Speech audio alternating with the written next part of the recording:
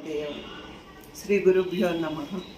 పరశుశిఖర ఈశ్వరి క్షేత్ర మహానుభావుడు భగవంతుడైన గురువు గారికి పాదాభివందనముతో నేను ఈరోజు మీకు ఒక విషయం చెప్పదలుచుకున్నాను.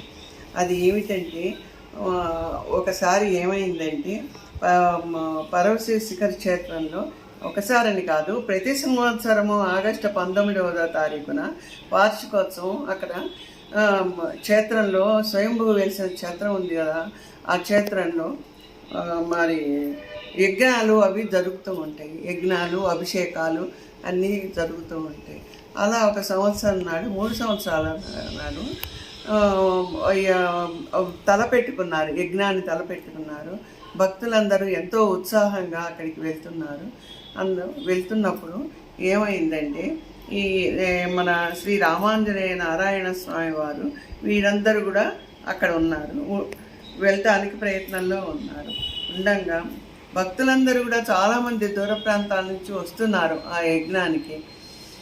అయితే అప్పుడు ఏమైందంటే, బ్రహ్మాండంగా వర్షం ఒకటి మొదలయ్యేటప్పటికీ నారాయణేశ్వర్ గారు, ఏమిటి గురుదేవా, ఇంత పెద్ద వర్షం వస్తుంది, మనం యజ్ఞం ఎలా సానుకూలం చేయగలము అని ఆయన చాలా ఆదుర్దాతో భగవాన్ని, గురువుగారిని అడిగేటప్పటికీ ఆయన చెప్పారు, నాయన నారాయణ ఈశ్వరు, నువ్వు సిద్ధయోగి గనుక నువ్వు ఒక్కసారి పైకి చూస్తే అప్పుడు తెలుస్తుంది అని ఆయన అంటారు. ఆయన మహత్యం ఏమో కానీ గురువుగారి ఆశీర్వచనములు, నారాయణేశ్వర సిద్ధయోగి మహత్యమేమో కానీ అక్కడంతా బ్రహ్మాండంగా ఎండ ఉంది. ఆ ఉన్నంత మేర, ఆ యజ్ఞం జరుగుతున్నంత మేర బ్రహ్మాండమైన ఎండ ఉంది. ఆ యజ్ఞానికి ఏమి అంతరాయం మడుకు లేదు. కానీ ఆ చుట్టుపక్కల మడుకు బ్రహ్మాండంగా ఉరుములు మెరుపులతో చాలా పెద్ద వర్షం కురిసిందనమాట. అది చూసేటప్పటికి అక్కడికి వచ్చిన భక్తులు ఆనంద ఆశ్చర్యాలతో చాలా దిగ్భ్రాంతి చెందిపోయినారు. అందుకని మన తర్వాత భక్తులందరూ అక్కడికి వచ్చి ఆ యజ్ఞంలో పాల్గొని, ఆ పైకి వెళ్ళగానే ఆ ఎండకి వాళ్ళ బట్టలన్నీ ఎండిపోయినాయి.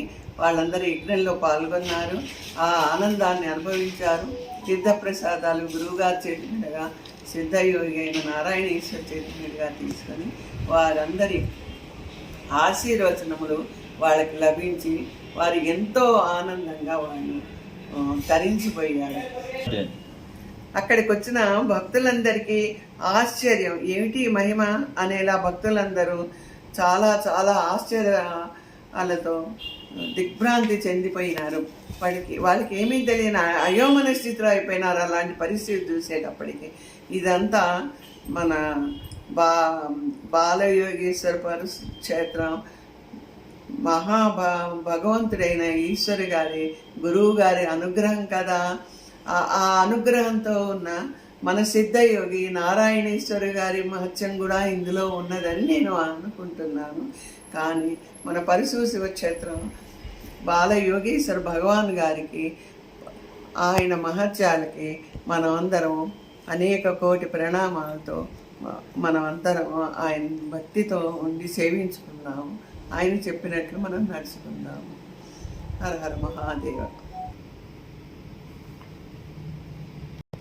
ఈ ఆశ్చర్యకరమైన మహత్యాన్ని వింటుంటే నాకు అనిపించింది కదా, ఆ రోజున కృష్ణావతారం ఎత్తినప్పుడు బ్రహ్మాండమైన వర్షం వస్తుంది, వడగళ్ళ వర్షం వస్తుంది. అప్పుడు గోవర్ధన పర్వతాన్ని కృష్ణుడు చిటికిన వేలి మీద ఎత్తి అక్కడున్న గోప బాలులను, యాదవులను, ఆవులను అందరినీ రక్షిస్తారనమాట. అలాగే మన పరశుశిఖర క్షేత్ర మహానుభావులైన భగవాన్ గారి అనుగ్రహంతో మనం అందరం తరించిపోయాం. ఇంతకన్నా మనకి ఏం కావాలి? దృష్టాంతరము సాక్షాత్తు ఈయన భగవంతుడని తెలుస్తున్నది కదా. కనుక మన అందరం ఆ భక్తితో మనం ఆనందాన్ని పంచుకుంటూ మహానుభావులైన వారిని సేవించుకుంటూ దివ్య ఆత్మస్వరూపంగా మనం తయారవుదాము.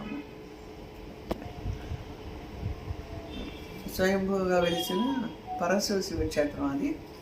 ఇక్కడ స్వయంభూగా వెలిసిన శివుడు ఉన్నాడు కదా, పరశివ ఈశ్వర క్షేత్రాన్ని మనం అందరం దర్శించుకొని ధన్యులు అవుదాము. మన బాలయోగీశ్వర భగవాన్ గురువు గారు అక్కడ తపస్సు చేసిన మహత్యమైన స్థలం. అక్కడికి వెళ్ళి మనమందరం కూడా ఆ పుణ్యంలో పాల్గొంచుకొని దివ్యానుభూతులను పొందుదాము. జై మన గురువు గారికి అనేక కోటి నమస్కారాలతో జై బాలయోగేశ్వర శ్రీ గురు మహారాజ్ భగవాన్ గారికి జై.